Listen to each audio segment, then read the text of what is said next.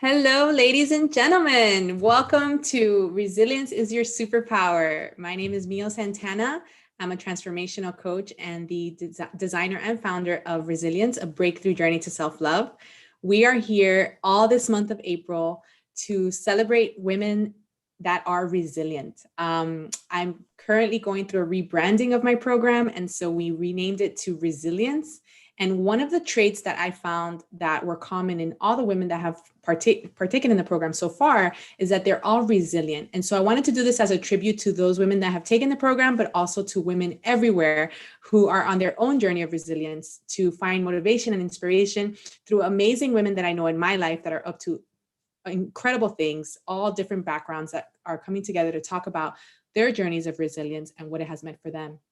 So every day in the month of April, I get to sit down with amazing women like Crystal, and we talk about what their journey of resilience is. So on Tuesdays and Thursdays, we're here live at 1 p.m. Eastern, and on Wednesdays and Fridays at 5 p.m. Eastern. So definitely check us out. And today I have the honor and privilege of sitting down with Crystal Clenney. Crystal Clenney is a CEO of a payroll software company. She's a creator and founder of Intuitive Human.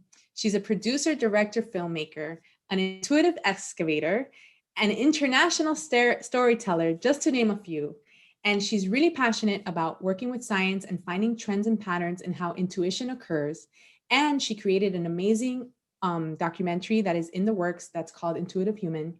And I'm so honored to have her here today. She is just a maverick. She's like a master of all trades, and she took time out of her busy schedule to be here with us. So Crystal, welcome so much for being here. I'm so excited to have you. Thank you. Thank you. I'm so blessed to be able to be invited to talk about resilience here today with you and reconnecting on all these fronts and tying back in. I spent some time really thinking about what does resilience mean for me?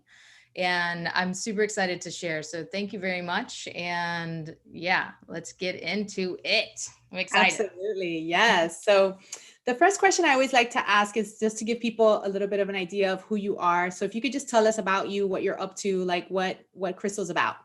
Okay. So I think about a year and a half ago, we created Intuitive Human, launched it officially, and we started with interviews with people who have pretty radical experiences of intuition. So highly impactful moments, and that changed them and up-leveled them in their own humanity to usually it's in a sense of service, actually, is what we're finding. But what I'm really loving about doing these interviews is being able to identify these trends and these patterns that are showing up inside of intuition from total different walks of life. It doesn't matter the age, religion, creed, like it's not biased at all.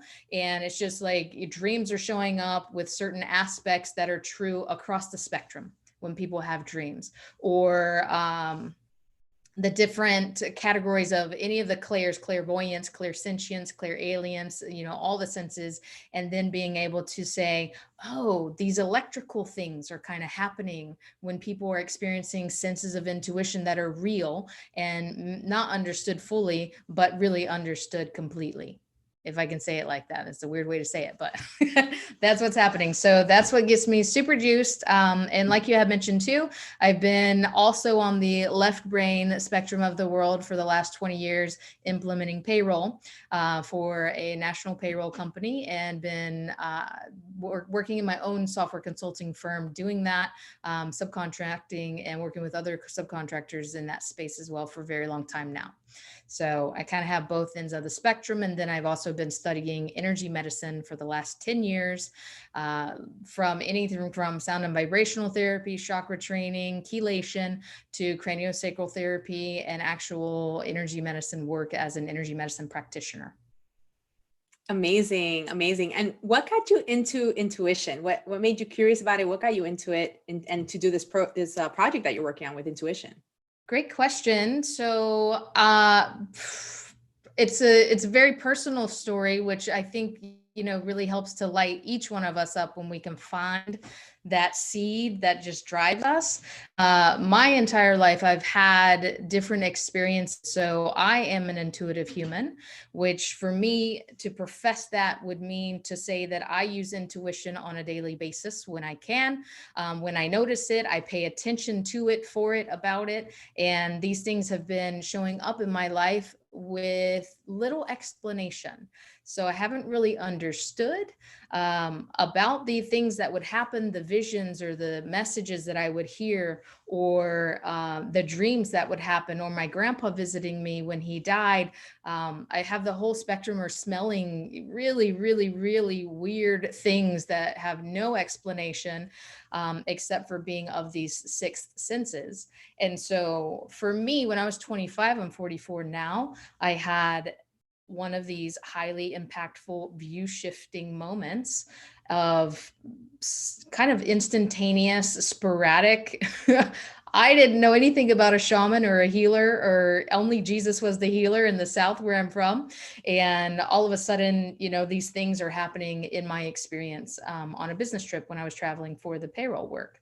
And so that led me into further inquiry, basically, of really trying to be like, what the heck was that? Because me and my 20-something-year-old friends had no idea what that was. They didn't get it. They didn't understand it. I made them sit through a 3-hour dissertation of me telling every single aspect of what happened, and they just were at a loss. They didn't understand. And so that has birthed Intuitive Human, in a place of understanding deeply with many of our stories that are happening every single day.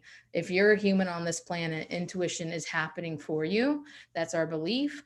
And we want to get these stories heard and understood to a way that we can reflect and be mirror pools for each other to say, oh, I see myself in that story, or aspects of myself in that story. And how can we, grow into be more full experiences of the human condition of intuition. Beautiful. And yeah, and making it more attainable, making it more accessible, making it more like, top of mind, because oftentimes intuition is something that people like play off or play down, or like, oh no, that's just woo woo, that's just magic or something. And what we don't tend to realize is that all of us have intuition. All of us have access to it. Yes. We all have different types of it, Yes. So, and I also think that there's a certain level of unspoken understanding, which is not, we all know what we say when you're like, oh, I just knew it. A lot of times we all know what that means, but what does it really mean? How'd you know it? Where'd you know it? How'd you feel it? How'd you see it? And that's what we're about here, is like really excavating. And that's why I chose that word. It's like, the archaeology is like digging out this intuitive experience for humanity, but from humanity. Amazing. Beautiful. And so what would you say, Crystal, was that thing that like one thing that made you realize, okay, I want to set off and do this project. This is what I want to be. I want to be an archaeologist of intuition. Like, what was that one thing? Yeah. It was the one thing that made it happen was I forget if it was March or April. I think it was April of 2017. I'm driving around to a payroll client in California, and I heard a voice. It said to me, intuitive human is the work you will do in the world. And I was like, what? Who dat? Who said that? Like, wait, what? And so since then I had been in deep inquiry of like, oh my goodness. And it was such a resounding, neutral, sure, with clarity. Like, you've seen those commercials for the allergy medicine, and they take the little gray film off and just, everything's really bright. It was like that. It feels like that. If there was a clarification of feeling clarity, it just felt for sure. And I was like, okay. Right then I called up GoDaddy and asked about this domain, Intuitive Human. They said, what is that? I said, I don't know, but is it open? Is it free? Let's go do it, And so I secured it then. And then basically I've been in relationship with Intuitive Human, that voice, to say, what is this? Who are you? And how do I represent you in the world? And so that's where we're starting. We're just starting. So with the interviews and these reflections of how it's happening for people.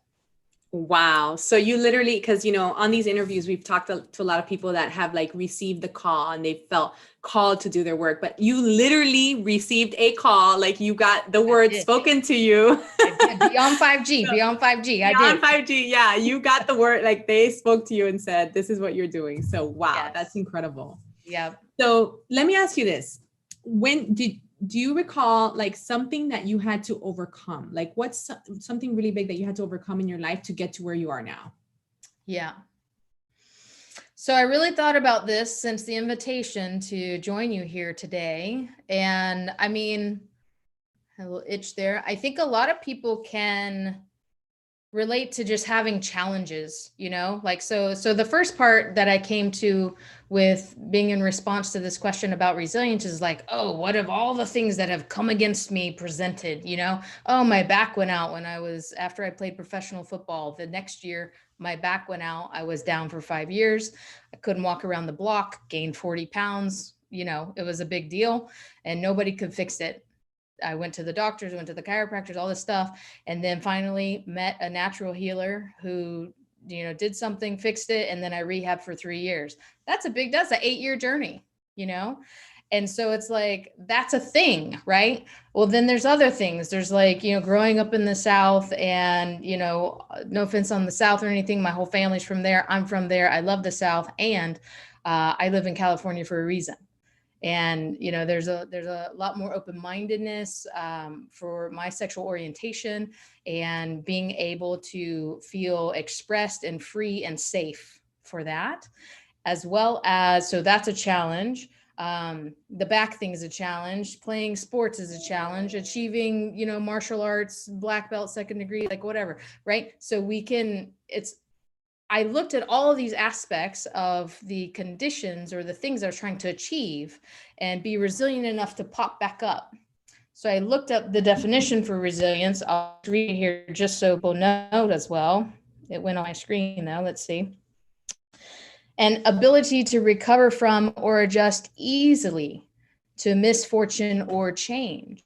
So sure, any of us, we've all had our challenges. So I got to thinking about this, like, what's my overarching response to this question? Like, what is it?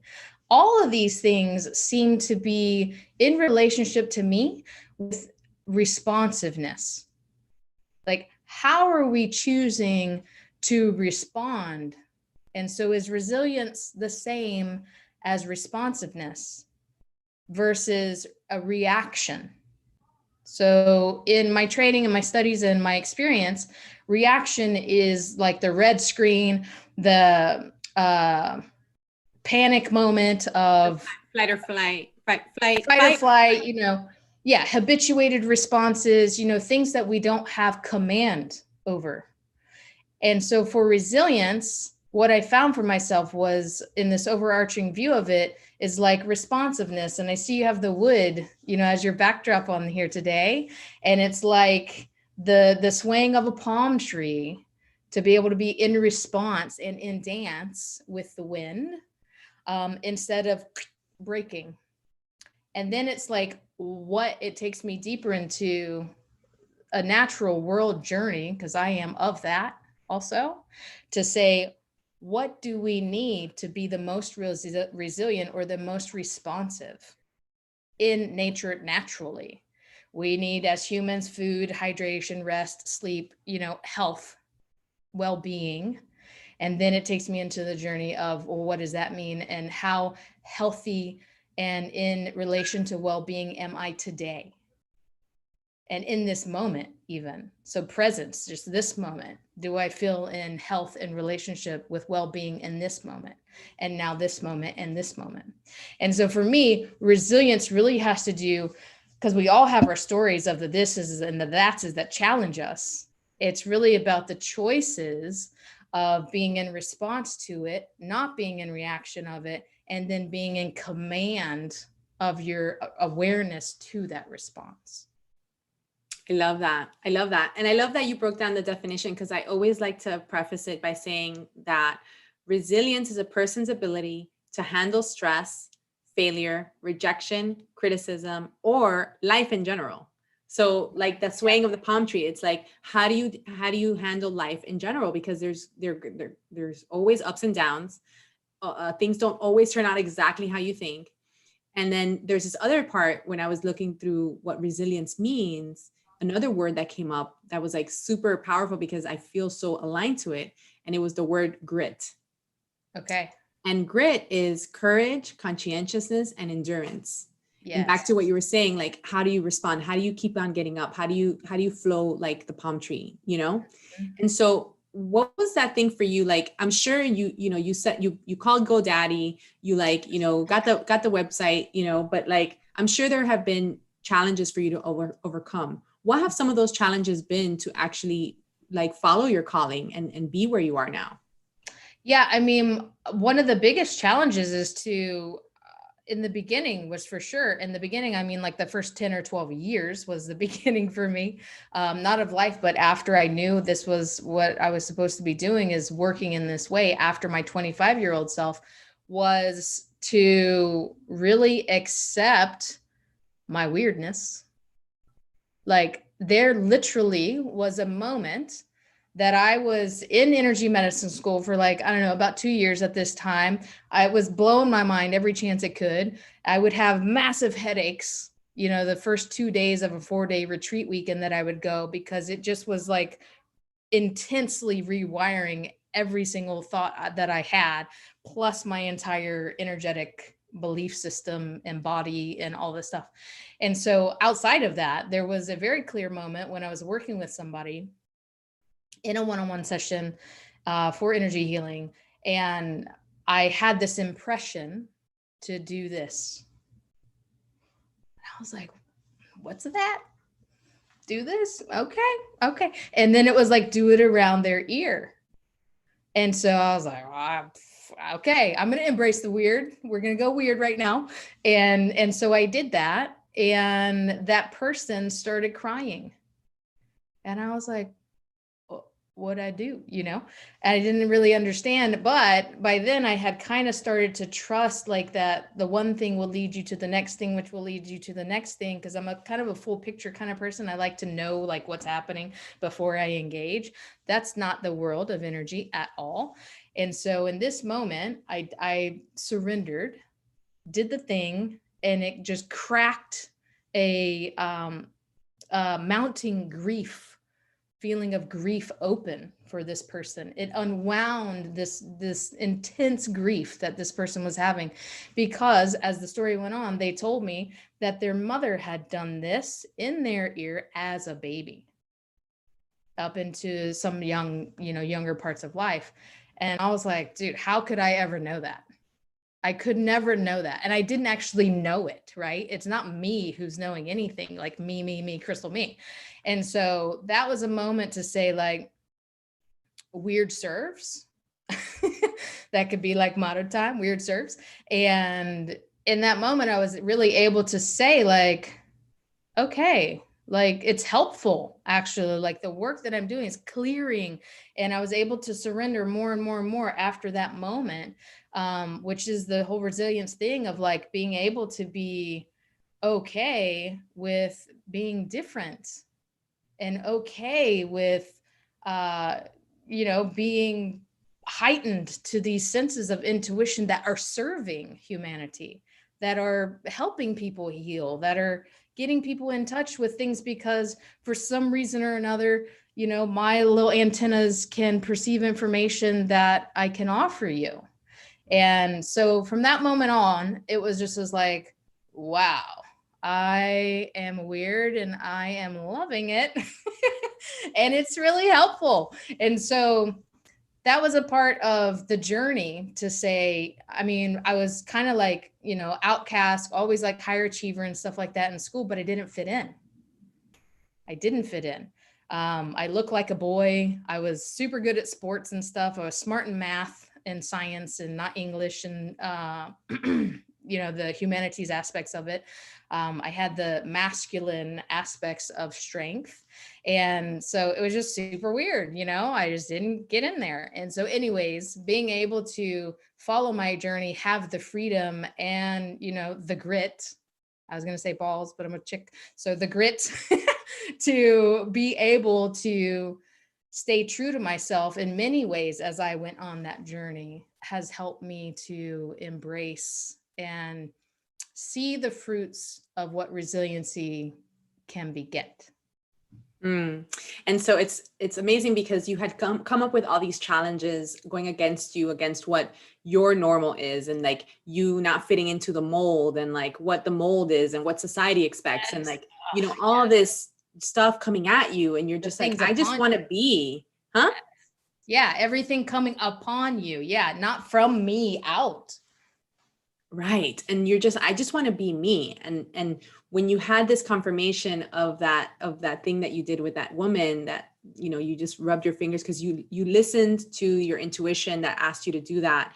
It was like you received confirmation that your weird was actually being in service to humanity, was actually something amazing. And you immediately embraced that. And you were like, okay, I'm weird and I love it. Yeah. Yeah. It's like, it's good. It's good. It's in a way that nobody else can deny for me, because this is from me. And I was actually putting together like this 1 minute video outline. I'm working on all this documentary skills and stuff to be able to, be powerful messages quickly for the work we're doing here at Intuitive Human. And it was like, the part of it is like, who would you be? And I came to this when I was when I was 20, who would I be if I didn't have everybody telling me who I'm supposed to be? Like, who am I? And it's like, I'm gay, like, leave me alone, in that moment. And so then it's like, okay, who am I now? Who am I now? And being able to be in relationship to self-love, which is what this is all about, and embracing that in all of who you are and being able to be present to it and recognize it. Oh, yes. And that moment when you have that realization, when you spring back and you realize, I'm whole, I'm complete, I love myself just how I am, and nobody else has to. I know I do. Right. That's the key right there. That's beautiful. And that you were able to achieve that. Yeah. It's like, I'll just say this one thing too, real quick. It's like this instantaneous convergence of fear and love. Boom. Like it's all together, all one, super clear. Everything's good. Instantaneous resolve. Yeah.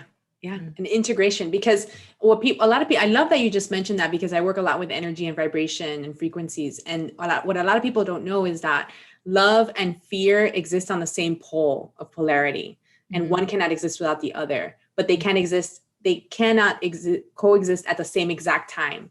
But you can have integration with them, where you embrace the fear, you embrace the love, and you're able to navigate life in a fully aligned way. But when you're in fear, when you're experiencing fear, you can't be experiencing love. Like, you're in fear, you're in the vibration of fear. They can't like coexist together. And so it's really powerful when you're able to like really step into self-love and step into the vibration of love. Even despite your fear, you might be thinking the fear, but if you keep on stepping into love and stepping into self-love, you'll overcome that vibration of fear, and you'll make the vibration of love your main vibration. You'll embody that vibration in a way that you won't be in the vibration of fear anymore. Right. So it's a really powerful teaching, and to actually be living it and manifesting it for yourself. I mean, wow, it's like so inspiring to hear, everything you were up against, and then seeing how you were able to overcome that and make actually what were your challenges, make them like your attributes and the things that you love about yourself and the things that you portray in the world and that you do in the world, know? So yes. Absolutely. Yeah. So another aspect of resilience that a lot of people don't really talk about is, and something that people in general just don't like to talk about, is the word failure. Okay. No one likes to talk about failure, but what is failure really, And so I always ask my participants to really dive into like, what have failures meant to you in your journey? Have you had failures? And if you have had them, what did they like, what opened up for you as a result of these failures? And how did those failures get you to where you are now? If you can recall one or two, or maybe you had many, but like, what was the overarching like theme that the failure gave you, like that you were able to use in your journey? So I used to have, in my corporate world days, a quote on my signature line. And it used to say, success is not forever. I don't know where this quote's from. It's not mine. And failure is not fatal. And so for me, I don't use that anymore, but that was in my 20s. That felt important for me then. And I also have a tattoo that for some reason is coming up in the space right now on my ankle. That's a shield. And on the top of the shield, I have symbols that represent brave. And then on the bottom of the shield, symbols that represent peace. Similarly, success, failure, things like that. So first of all, I don't actually think in failure terms. I feel honestly and truly like anything that doesn't go as planned is just a lesson. And, for those that think, what's that saying? It's something about like, when you make a plan, God has different plans for you. So like, oh yeah, you can make all your plans, but God has a bigger plan. Yeah, exactly. So like plans are kind of funny in that way, even though I'm completely a structured person and I want to know what's happening. But yeah, so when it comes to failure, certainly I have learned so many lessons, right? Even like right now, in relationship to Intuitive Human and the interviews and stuff that we're doing, I'm having them reviewed by technical people, documentary people, sound engineers, stuff like that, giving us feedback about how we can do it better and improve it. Because we did the best with what we had. If we only had one mic, that's what we had to use. Like, you got to do what you can. Especially when, for me, in this moment where the fire is really intense, like this is the work I'm going to do, I need to do, I am to do in the world. Like, let's just go, like, let's do it. And then we will work out the kinks, right? So it's being brave enough to take the step without knowing everything for sure, and knowing that there will be tweaks and lessons learned along the way. And then all you do is improve. And so with the feedback from skilled resources, then we're able to bring it in and say, okay, need the boom, need lighting, need this, need that, whatever it is, to do the best in getting the message out to the people. And it's like, when it comes to like responsiveness, for resiliency and failure, it's like, I wanted to bring this up too about being the seed. I read this story one time. It was an amazing book that just really broke down in a beautiful way the journey of a seed. And the seed chooses the right conditions to have itself crack wide open so that it can sprout and do its thing, and then grow to be and express the most resilience it's ever had in its own journey. And so, is the failure not to crack or to crack? You decide. Absolutely. So in what others might have found as a failure, where like, let's say the documentary, the filming didn't come out just perfect, or there was a missing mic or whatever, oh, we have to, we have to do it again or whatever. You took that as feedback to improve and to actually bring in more experts and like fine tune and like navigate this whole thing to just improve it and make it better. Which I love, because I always like to tell people that I like to use another F word for failure, which is feedback. Yeah, nice. So for me, failure is just feedback. It's like, okay, what worked, what didn't work, what do we get to change, what do we get to add, Mhm. and so you've been able to do that even in your documentary project of Mm. like, okay, this didn't work, okay, what can we add, what can we change, and how can we make it better? Right. I mean, the first 5 people we did, we pretty much had to just trash the whole thing, and redo whoever would be available to redo it, even though the content was better on the first 5 that we ever did. Yeah, we had to re-interview with proper, tools and skills. Is there anything that you would consider, Crystal, as like one of your biggest challenges or biggest failures or biggest obstacles that you've ever experienced that like you were able to overcome? The biggest ones, Like obstacle. one main one that comes to you that you're like, okay, this is the thing that I overcame to be who I am today. Mhm. I would say to trust my inner teacher and build a relationship with self-discovery, actually.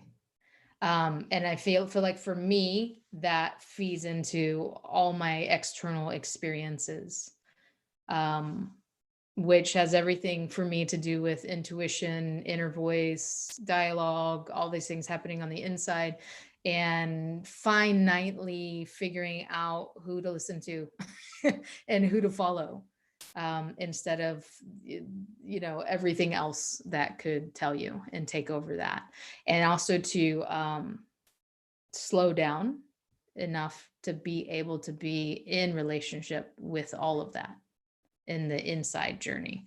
So I would say, yeah, the inner teacher and learning to trust that. So that's been the biggest thing for you to overcome is like your inner self, Yeah. like coming in alignment with your inner self. Yeah, that's super powerful because Yeah. oftentimes our inner critic could be like the worst, right? It could be like, don't do that, don't this, that, and you're like, wait a minute, like what's my calling? Mhm. What am I called to do? What am I here to do? What's my purpose? And Mhm. getting realigned with that. Right. Super powerful. Yeah, and teachers and parents and society and bosses and the upper echelon of life comes at you with all the projections and everything they're carrying with why they think this, that, and the other thing and all that stuff, when in actuality, like, we all have our inner compass and our inner teachers. And to just be honest with you, I've had multiple highly impactful experiences of awakenings that have undoubtedly masterfully imbued and infused a world of knowledge, and that's not even the right word, right? That's a part of the Right. work. Is what's the right word? There are no right words, but it's infused a knowingness and something that's even beyond what anybody can say or do or put upon me or like anything like that, for divine love. Like, what is that? How do you even language that? But I have an infusion of having experienced that my soul knows, my body knows, not to get too trippy and ethereal, but also the other aspect of it is to, yeah, to thine own self be true, and then to be in relationship with self-discovery and what do I know to be true for me. And that's the biggest obstacle, is to believe that it was right to throw everything else aside, to not do that. Because even, I mean, a simple example to simplify it is to say, like, your parent, your person, whoever can be like, don't touch the hot stove, that's hot. Don't touch the hot stove, that's hot. We don't know what hot means until you touch it. And then you're like, ooh, you just got burned, you got blisters, like whatever the experience is. And you're just like, dang, that was hot. Now I know what hot is. It's the same thing. So And best believe self-discovery. you'll never touch it again. Yes. And don't, yeah, exactly. It's like, oh, fire, I'm out. So it is about the self-discovery and being in relationship. And not to say that I can't learn from others. I do every day. And I actually keep myself curious. But then what happens for me is I like digest, integrate, like bring in the teachings, and then I ask my own self for the integration of it. Like, how do I understand this deeply and in an infusion way? Yeah, beautiful. And like, you've overcome like you were just mentioning earlier, like 8 years of rehabilitation from a shattered back injury, and then you mentioned as preparing to get ready for this interview, you mentioned, your rise out of poverty, Yes. like what you had to go through for that. Tell us about that. Yeah. So, yeah, I mean, I grew up, I think by now I've moved like 60 times or maybe more actually. And like 40 of those, 20 of those are as an adult, 40 of them as a young person or a child. And so I was in 3 states by the age of 4. So California, Mississippi, Florida.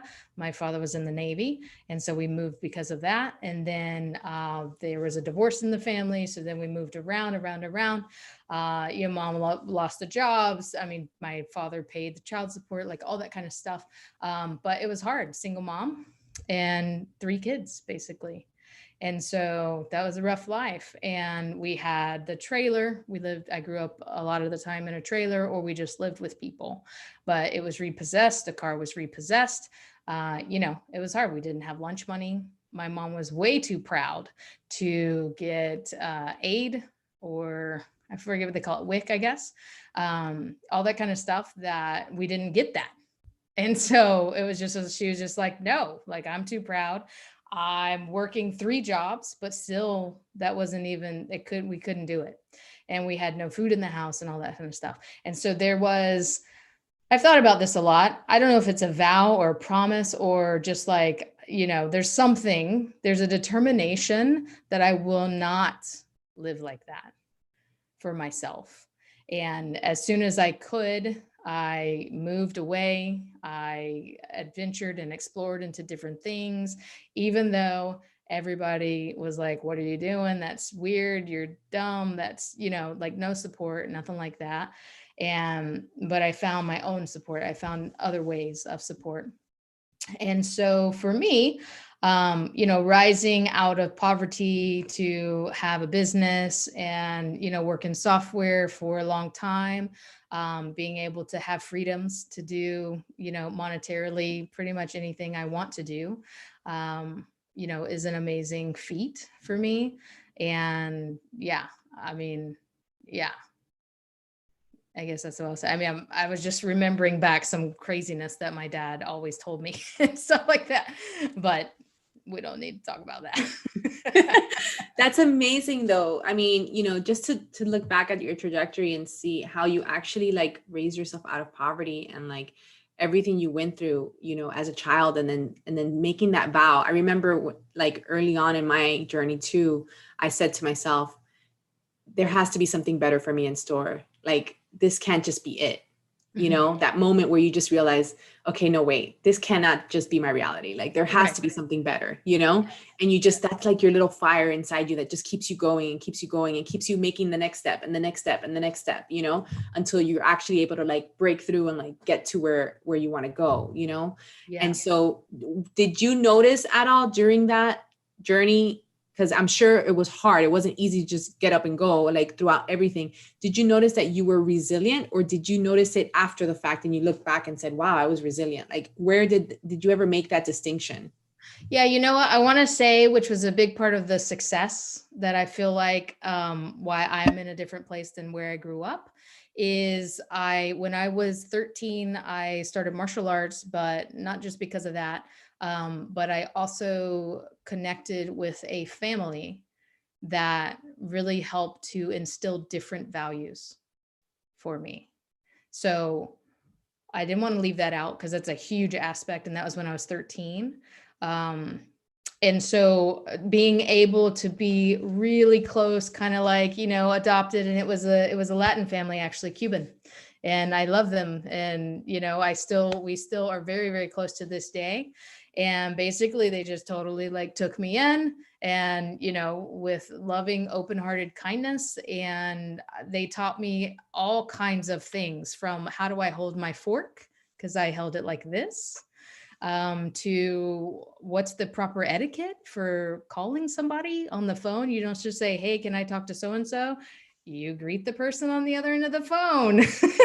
You talk to them and you relate, And so there's a huge aspect for the resiliency is to be able to acknowledge and be curious of how it can be different.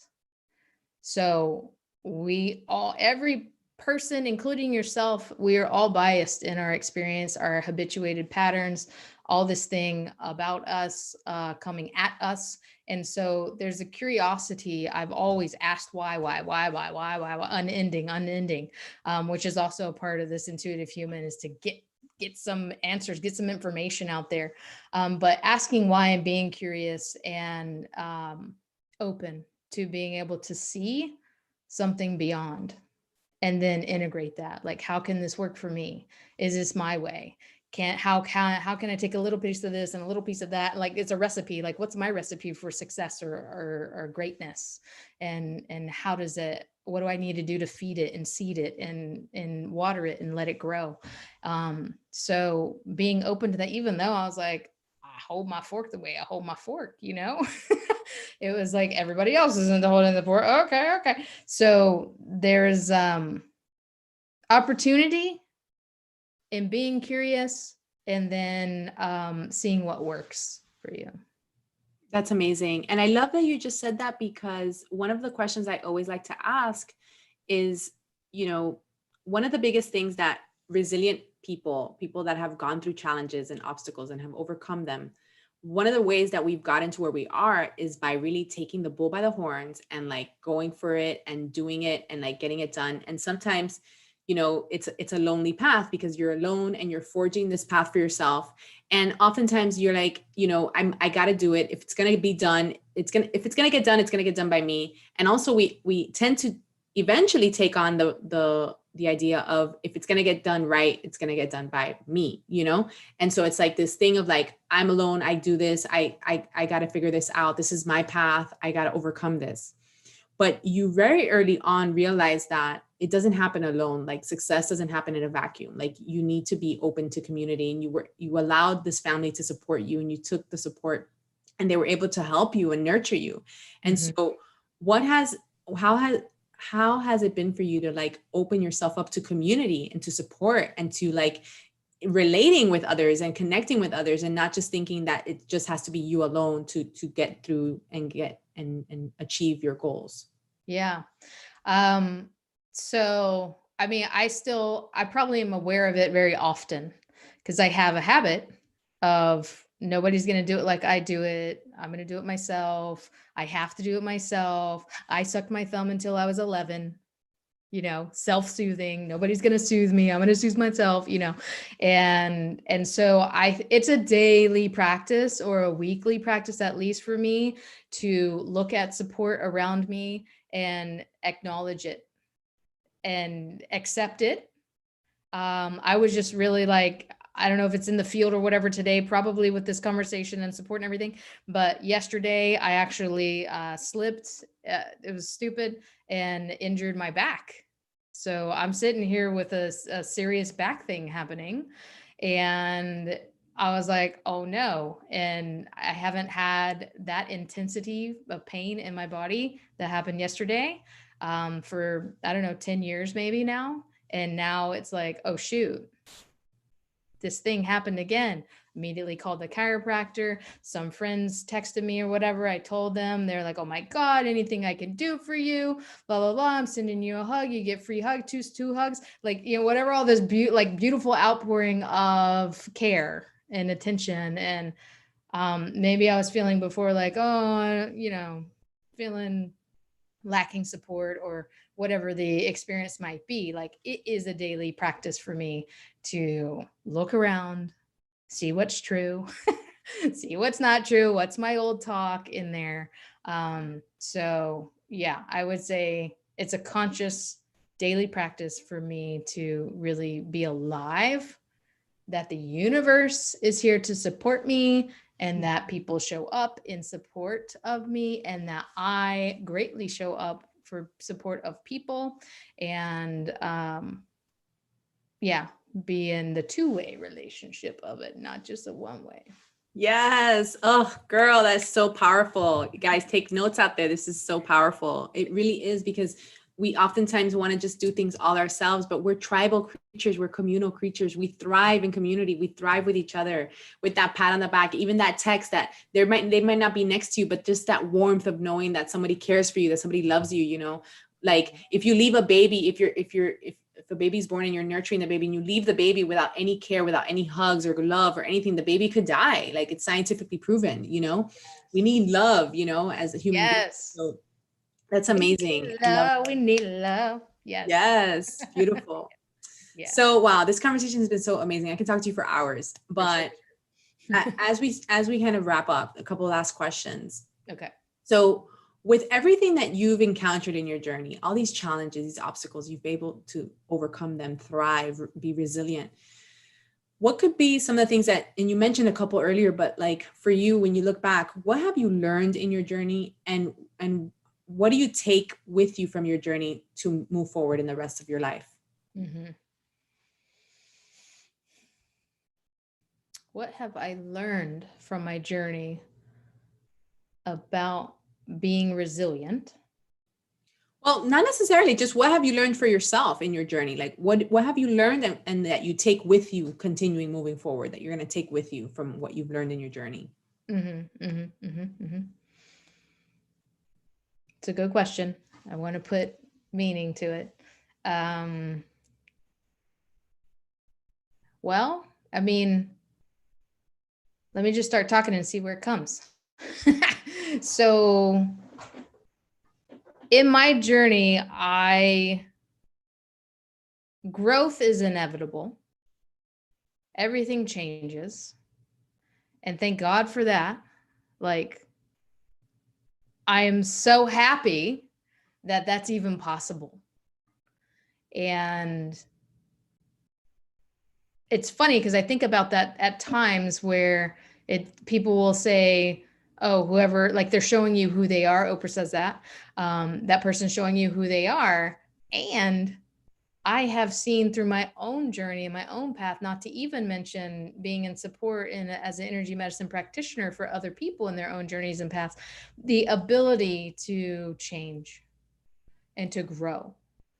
And it takes a lot of courage, grit, like you're talking about, persistence, curiosity. It takes a lot to be that person who's going there, and the ability to be weird in my case and like think like that I actually really felt a tree breathe, and what does that mean? Like, that was a real situation for me. So if you would have asked me in high school or in my early 20s, like, you know, did I ever think I would be here? No way. No way. Just no concept of that, you know, absolutely not. Except that I knew that I dreamed funny things that would come true sometimes, or I had these like slight experiences or whatever, but they were whispers.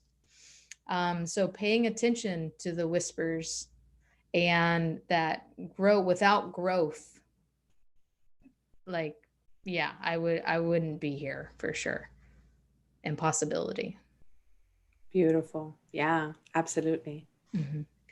And last and final question. You've been so amazing. This conversation has been so great. Thinking about, you know, everything we've talked about, and if you were to leave a few words of wisdom for our viewers out there who may be on similar journeys that you've been on, who may have gone through similar things or are going through similar things that you've gone through, what would be some words of wisdom that you would like to leave them with today? Mm-hmm. Words of wisdom would be,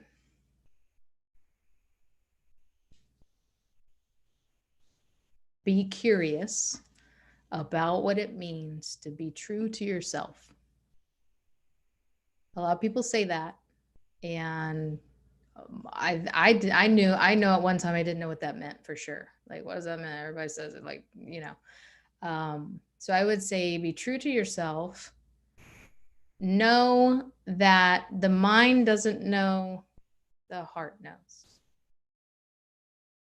how do you build relationship and a communication pathway that's open, honest, freeing with your heart?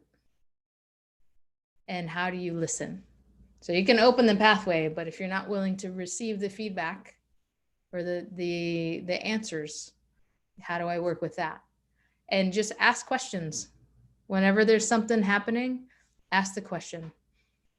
And then maybe even, not answer with your mind, but ask the question and let the universe answer.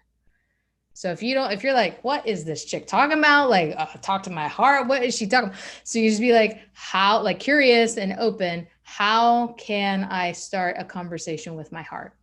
Even if you don't know, you don't have to know. The universe knows. Your heart knows.